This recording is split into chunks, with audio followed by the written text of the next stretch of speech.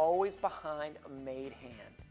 Even if the made hand is a pair of deuces, you're still behind. Let me give you an example.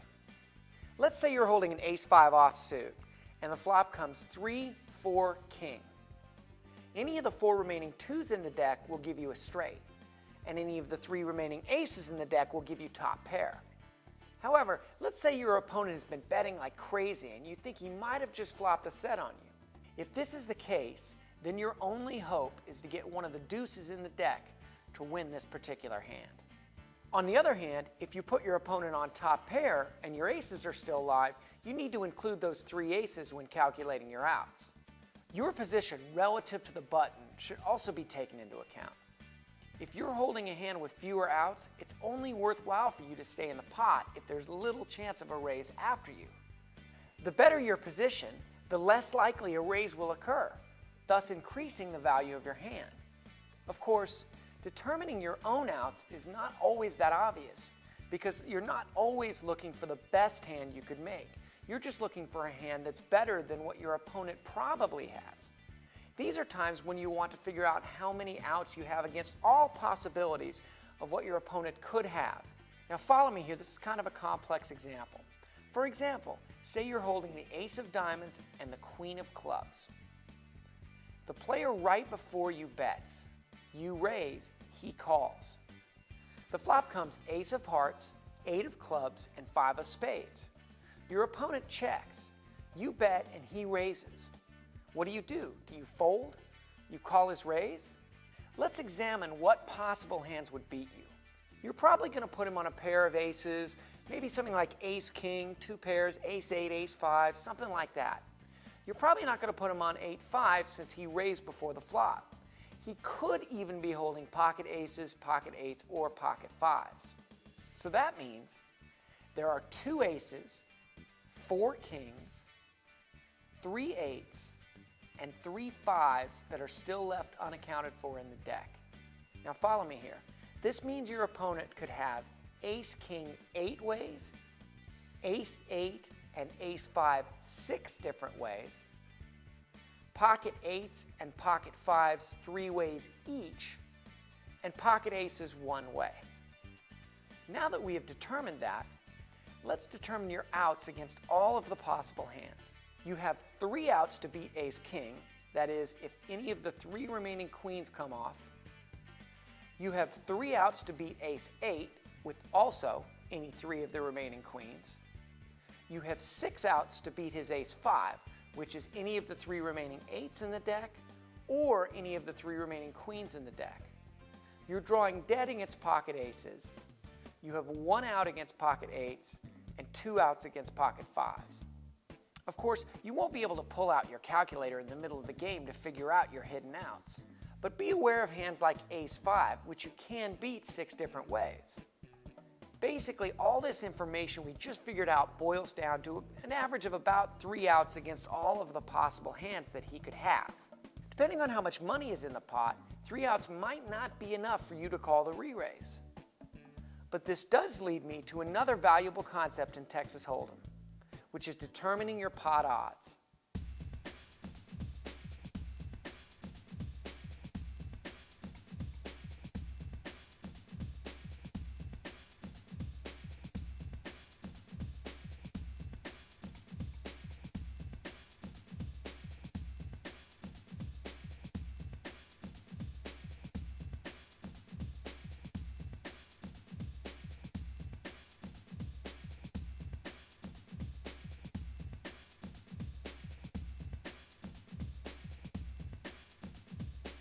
In a nutshell, pot odds are the amount of money already in the pot compared to how much money you must call to stay in the hand. So basically, if there's $100 in the pot and you have to pay $20, you're getting pot odds at 5 to 1. In our previous example where you had only 3 outs in the hand, 5 to 1 pot odds would not be sufficient for you to make that call. You should have at least 1 chance in 5 of winning the hand to justify you putting $20 into this $100 pot, or a chance to win that is equal or better than your expected payoff. This is a huge, really important concept, so I'll repeat it.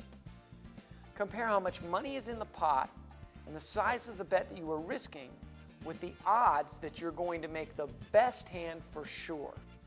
That is the most conservative and absolute best way to play long-term winning poker. The percentages just do not lie, and over the long run, you will win more and lose less. If you prefer to take chances, that's okay. Just be aware that you are taking chances, and don't keep thinking that you're losing because you're just getting unlucky. Determining your pot odds in the middle of the gameplay exactly to the number is nearly impossible. Your ability to compute pot odds comes only with experience and learning the basic odds of hands like pairs, trips, straights, and flushes. By knowing your outs against common hands, you can more accurately determine pot odds on the spot. Let me first show you how you can figure out the odds that you will receive a certain hand. Say you're holding ace-king and the flop comes 2, queen, jack. To get a pair, you have 6 outs, since there are 3 aces and 3 kings to your knowledge left in the 47 remaining unseen cards in the deck. The odds of you getting either a pair of aces or a pair of kings on the turn is 47-3, which is about 6% each. However, with this same hand, you also have a 12-1 chance of drawing the straight, because all of the 4 10s are still potentially in the deck, which is about an 8.5% chance. So now you can combine these odds, not average them, combine them. 3 outs plus 3 outs plus 4 outs, which gives you 10 outs against the 47 remaining cards, which is about 4.7-1, or a 6% chance that aces, a 6% chance that kings, and an 8% chance that any of the 4 remaining 10s will fall, or about 20% odds that you will draw the highest pair or the straight. If you feel like a pair of aces or a straight will win you the hand, then you would be correct to place that same $20 in the pot if the pot was $100, like we just talked about a few moments ago, since the 4.7-1 odds you have of making your hand are better odds than the 5-1 you're putting into the pot. The key to this strategy is being accurate to what kind of a hand it will take to win the pot. If you think your hand would be good if you make it, but you're wrong, this will cost you a lot of money. Your position is still just as important before the flop as it is after the flop, because where you are in relation to the dealer button may increase or decrease the pot odds you'll be getting. If you are in first position and you bet $20 into the same $100 pot we've been playing with, there is a chance that you will be re-raised behind you, which will lower your odds. For instance, let's say there are 6 players, including you, and you're in first position. After the flop, there's $100 in the pot and you go ahead and bet out 20 bucks. The second player folds, the third player calls, the fourth and fifth player both fold, and the last person re-raises an additional $40. But if you call this bet, your odds have decreased to about 4.1 to 1, significantly less than what they were when you put in that initial $20 bet. Is it still worth it? Remember to calculate your odds and your outs. Don't get caught up in the emotion of the hand.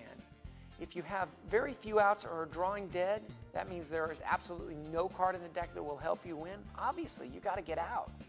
One concept I want to explore, which I think is one of the more poorly applied concepts in poker, is the concept of implied odds.